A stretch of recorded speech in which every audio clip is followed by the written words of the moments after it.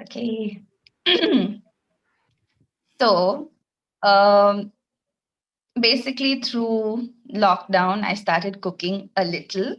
Uh, and Initially, when I started cooking, of course, I would like make this dal. I would follow the recipe to the T, like quarter teaspoon this, quarter teaspoon this, quarter teaspoon this.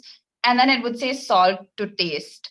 And this is the part that always got me anxious because I'd get so frustrated. Like, what does this salt to taste mean? And initially, I would like make a dal and it'll be so bland. And then Suku will just come in and add the perfect amount of salt.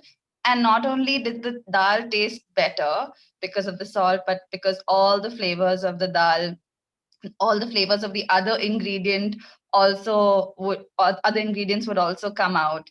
And right from then, like, this verse, "You are the salt of the earth," would come back to me, like, that just that perfect amount of salt just brings all the flavor out. And I from then knew that obviously Jesus calling us the salt of the earth was something really valuable. And so, Lord, may the words of my mouth and the meditation of my heart be pleasing in your sight this morning. Take control, Lord Jesus, and accomplish all that you want to accomplish through this message this morning. We ask this in your precious name, Lord. So the message is titled, "You Are the Salt of the Earth." And the two specific points that I want to focus on are that not only does salt have its own flavor, it adds flavor to the dish, but it also brings out the flavors of all the other ingredients in a much better way so that the whole dish is yummier. And Jesus is speaking to his disciples, which is you and me. He's not saying you were, you will be, you can be. He's saying you are the salt of the earth. And today, I just felt like it was the right thing to reflect on the year to see how we have actually been salt. God has used us to bring flavor into so many different aspects of our lives, of our society. And I'm just going to take a couple of minutes to throw a little light on that before we move into our own Thanksgiving. But right from the Rao family, right, who adds so much flavor to church.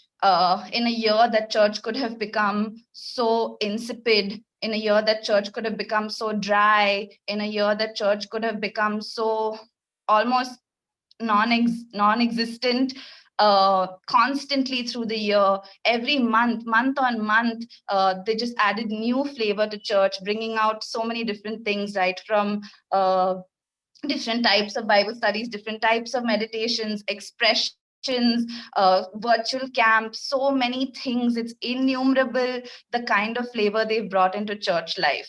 And they have been salt for church. Even if I just look on the screen while we were doing worship, I was just looking at Carol, whether it's your ASB community or the Woodstock community, bringing them to Alpha in your family, in your building, you have been salt, you have brought flavor. Whether it's Shantimai and Anne, whether it's in your families or with Shimla Nagar, you have been salt, you have brought flavor.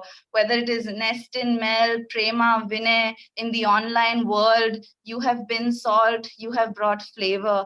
Whether it's Sush and Meryl, actually with your yummy baking and actually bringing flavor, you have brought flavor into your communities, into so many people's lives. Misha, Ivor, Pavs, Vinod, in your families, in your workplaces, Supsi, in the community that you're drawn to, in your family, through your beautiful artwork.